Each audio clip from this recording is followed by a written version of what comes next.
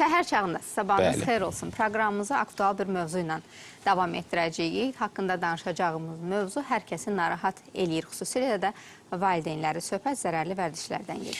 Burada alkoqol, xüsusilə tütün məhsullarından istifadə və bir çox zərərli vərdişlər var. Əslində bunlardan necə yaxa qurtara bilərik? Tez-tez toxunduğumuz mövzuda, amma düşünürük ki, hər dəfə buna böyük bir ehtiyac var. Xüsusilə tamaşaçıların həssas bir məsələsidir, nüansıdır bu məqam. Psixoloq Elgül Ağarızayeva studiyamızın qonağıdır. Elgül xanım, xoş gördük. Sabahınız xeyir. Xeyir olsun, xoş gəlmişsiniz.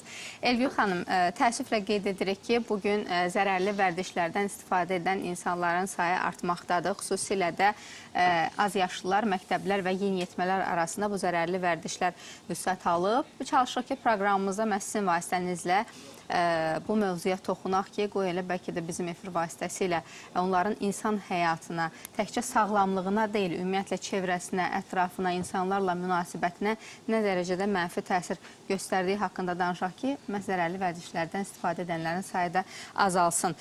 Mübarizə aparırıq. Təbii ki, hər kəs, istər biz efir vasitəsilə, media mənsubları, istər sizin kimi psixoloqlar, məktəblər, Təhsil Nazirliyi, yəni hər tərəfli kompleks şəklində mübarizə metodları aparırıq. Bəs nəticələr nə deyir? Bütün bu apardığımız metodların, mübarizənin nəticəsi barədə nə deyə bilərsiniz? Düşünürəm ki, çox aktual bir mövzuya toxunmuşsunuz. Bugün yeniyetmələr, gənclər, eləcə də yetkin şəxslər arasında, yəni biz 29 yaşdan yuxarı şəxslər arasındakı, ta ki qocalıq yaşına kimi biz bu zərərli vərdişləri görə bilərik. Çoxsunun dərinliyinə vardıqda görürük ki, erkən yaşlardan başlamışdır. Sadəcə bir ailəçilik şəklində, sadəcə bir istifadə, bir dəfəlik istifadə şəklində başlamış və bütün ömrü boyu davam edə bilir. Sözsüz ki, cəmiyyət olaraq həm sosial, həm psixoloji baxımdan bu mövzu ətrafında çox geniş mübarizə aparılır və sevindirici bir haldır ki, düşünürəm gənclər arasında, yeniyetmələr arasında biz müəyyən bir nəticələr əldə edə bilirik. Yaşlılarda, yetkinlərdə artıq öz əksini tapmış, kökünü tapmış bir davranış olduğuna görə burada nəticələr aşağı ola bilər. Amma yeniyetmələrdə biz maarifləndirmə nəticəsində, xüsusilə təbliğlər nəticəsində ziyanlı vərdiş olduğunu təbliğ etmə nəticəsində biz müsbət geri dönüşlər əldə edə bilirik. Hansı istiqamət davam eləməlidir bu maarifləndirmə işləri? Qeyd eləyək ki, müəyyən müsbət göstəricilər olsa da, amma qeyri-qənaət bəxş yaradan göstəricilər də var. Çünki yeniyetmələr arasında bir-birlərinə baxıb bu vərdişi təkrarlayanlar, bir növ xüsusilə yeniyetmə deyiriksə özünü təsdiq məsələləri, burada aktuallıq təşkil eləyir. Necə eləyək? Yəni, hansı istiqamətdən yanaşmalıyıq bir psixoloji məqam olaraq? Düşünürəm ki, hər bir mübarizə insanda, hansı insan ki istifadəçidir, onların bu zərərli vərdişdən, belə deyək də, uzaqlaşması üçün aparan yollar ailədən başlayır. Hər bir ailə yeniyetmənin, gəncin, öz övladının xüsusiyyətlərini tamlığı ilə aydın olarsa ona və onun üzərində yetərincə işlər apararsa, yeniyetmə kimdir? Yeniyetmə gələcəkdə şəxsiyyət olmaq üzərə irəliləyən bir insandır.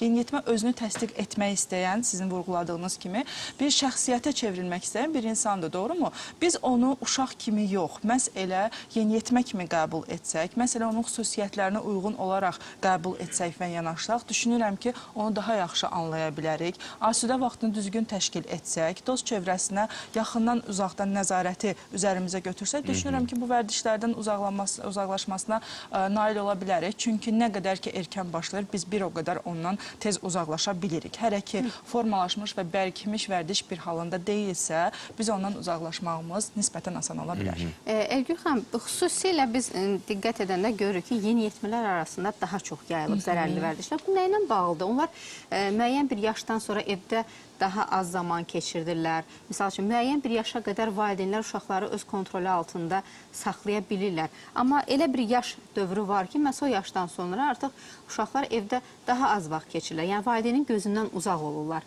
Budurmu əsas bir növ azadlığa səbəblərdən biri? qovuşurlarsa. Bəli, bayaq da qeyd etdiyimiz kimi, ümumiyyətlə yeniyetməlik yaş dövrü böhranlı bir dövrdür. Biz elə bir yeniyetmə deyə bilmərik ki, o yeniyetməlik dövründə heç bir psixoloji sarsıntı keçirməyib. Əgər keçirməyibsə, bu normal deyil. Yəni, hər hər bir yeniyetmədə həm fizioloji olaraq, bədən baxımından, həm də mental olaraq dəyişikliklər baş verdiyi üçün yeniyetmə bu dəyişikliyi sadəcə beynində analiz edə bilmir. Onunla nə baş verdiyini tam da dərk edə bilmir.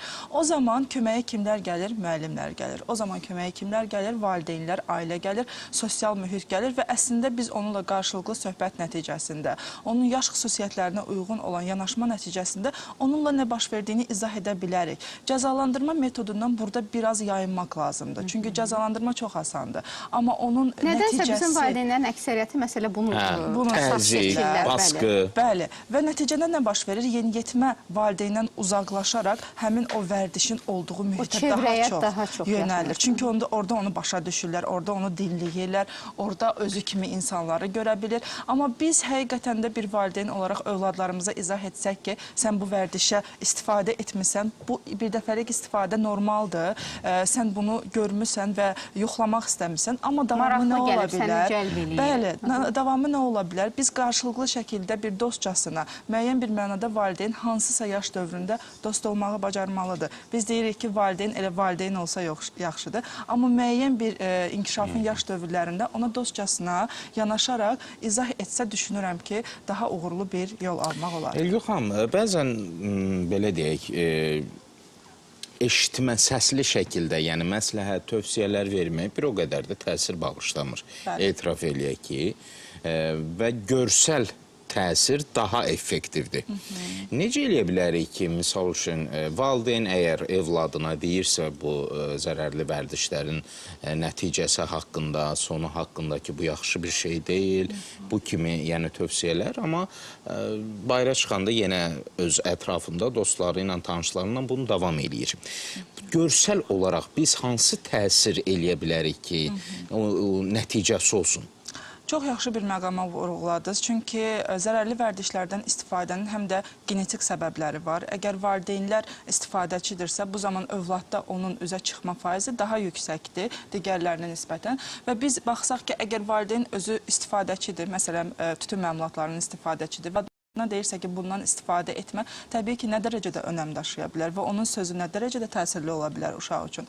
Biz birinci özümüzdən başlamalıyıq, öz davranışlarımıza nəzarət etməliyik, öz asudə vaxtımızı düzgün şəkildə təsir etməliyik və keçirməliyik ki, övladlarımıza da onu vizual şəkildə aşılaya bilək. Ümumiyyətlə, ailəvi olaraq əgər hər kəs bir telefonda oturub telefon asılılığı varsa, biz uşaqdan necə tələb edə bilərik ki, sən telefona nəzər salma, sən telefondan çox vaxt keçirmə, doğru mu? Bu da bir asılılıqdır. Yəni, özümüzdə bir dəyişikliklər edərək ailəvi şəkildə bunun üzərində bir kompleks işləyə bilərik. Elgün xanım, beynəlxalq təcrübə nədir? Bax, bu sahədə zərərli vərdişlərlə hansı mübarizə metodları var ki, onları biz bugün tətbiq edirik və müsbət geri dönüşlər nəticələr alırıq. Ümumiyyətlə, beynəlxalq təcrübədən deyə bilərəm ki, zərərli vərdişlər üzərində işləyən zaman ən bizim effektiv terapiyamız kognitiv davranış terapiyasıdır və son dövrlərdə yaxın qonşu ölkələrdən deyə bilərəm ki, Türkiyədə məsələn Samba proqramı üzrə bu zərərli vərdişlərdən istifadəni azaltmağa başlayırlar. Bu siqaret alkol bağımlılığı proqramıdır adından göründüyü kimi və bu proqram üzərində bilirsiniz, biz məsələn əgər narkotik alüdəçiliyini götürsək, bu çox ciddi bir problemdir. Yəni, onun üzərində tək psixoloji olaraq çalışmaq çox uzun illər tələb edir onun nəticə verməsi. Amma bizim hocalarımızın da, müəllimlərimizin də dediyi kimi, əgər 10 pasiyent üzərindən bir nəticəniz varsa, bir insan geri dönüş edibsə və narkotik istifadəsini dayandırıbsa, bu çox güclü bir nəticədir. Yəni, biz o nəticələri qeyd etdiyim proqramlar üzrə əldə edə bilirik. Əslində, yəni, müəyyən bir məqamdan sonra mübarizə aparmaq da tək qarşı tərəfdən deyil, onunla yaşayan, o problemi həll etmək üçün çabalayan valideyn üçün də böyük problemə, qlobal problemə çevrilir. Yəni, yaxşı olardı ki, ümumiyyətlə, uşaqları qoruya bilək, yeniyetmələri qoruya bilək. İnsan həqiqətən də, yəni, özünü o insanların yerinə qoyanda çox təəssüf hissi keçirir. Mənə elə gəlir ki, davranış qaydaları, uşaqla rəftar, ümumiyyətlə, zərərli vərdişlərə meyil etməməsi üçün valideynlər artıq müəyyən bir uşaq yaşa çatmamışdan öncə artıq tədbirlər görməlidir? Bəli. Mən istəyərdim o valideynlərimiz üçün də buradan məsləhətlər səsləndirək. Ümumiyyətlə, çox düzgün vurğulayırsınız ki, hər bir davranışın səbəbi uşaqlıq yaşlarından başlayır. Biz qeyd edə bilmərik ki, hansısa bir övlad böyüdü və belə deyək də, hər hansısa bir nalayiq ifadələr işlətən bir şəxsiyyətə çevrildi. Asılı olan bir şəxsiyyətə çevrildi. Hər hansısa bir zoraki bir şəxsiyyətə çevrildi. Təbii ki, bunun kökü uşaqlıq yaşlarından başlamışdı, doğrumu? Sadəcə qeyd etmək istəyərəm ki, bütün valideynlərə sözüm ondan ibarət olar ki, az yaşlı övladınızı, yeniyetmə övladınızı diqqətdən kənarda qoymayaq. Biz elə bilirik ki, uşaqdır, özü üçün böyüyür. Yəni, bizə də zaten o qədər diqqət verməmişdilər.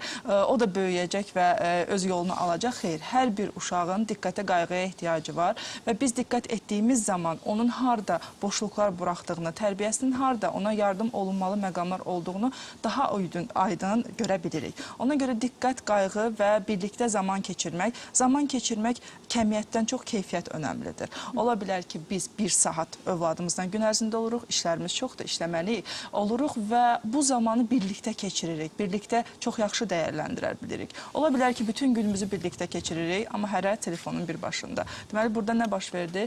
Kəmiyyət yox, keyfiyyət baxımından onlarla keçirilən zaman və diqqət çox önəmlidir. Bunlara diqqət yetirəriksə, düşünürəm ki, gələcəkdə uğurlu bir şəxsiyyət yetişdirə bilərik. Elgül xanım, kimsə müraciət eləyib, pasiyent olaraq.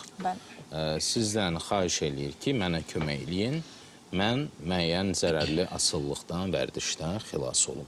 İlkin olaraq nə etməliyik? Bəlkə tövsiyələriniz kiməsə kömək ola bildi. İlkin olaraq, ümumiyyətlə, psixoloqa müraciət edibsə şəxs, biz onu psixodiagnostika edirik. Zərərli vərdişin hansı mərhələsindədir, hansı nöqtəsindədir və nə zaman bu istifadəyə ehtiyac duyur? Burada çox önəmli bir faktor var. Nə zaman? İşlədiyi zamandırsa, deməli, işdə bir tükənmişlik sindromu yaşaya bilər. Ailədə hər hansısa bir konfliktlər zamanıdırsa, deməli, stresə dözümlülüyü aşağı ola bilər və s. və ilaxır. Yəni, biz bunun səbəbini tapdığımız zaman... Həyat tərzi, belə deyək. Aha, bəli, həyat tərzi ola bilər. Biz bunun səbəbini tapdığımız zaman artıq nəticəni aradan qaldırmaq daha asandır. Biz artıq müəyyən bir faiz nəticəni əldə etmiş oluruq. Sonra isə başlayırıq birinci kognitiv olaraq şuur baxımından biz analiz edirik, özü analiz edir ki, nəyə görə istifadə edir. Ondan sonra isə davranışlarımızı düzəldirik. Nə maraqlı.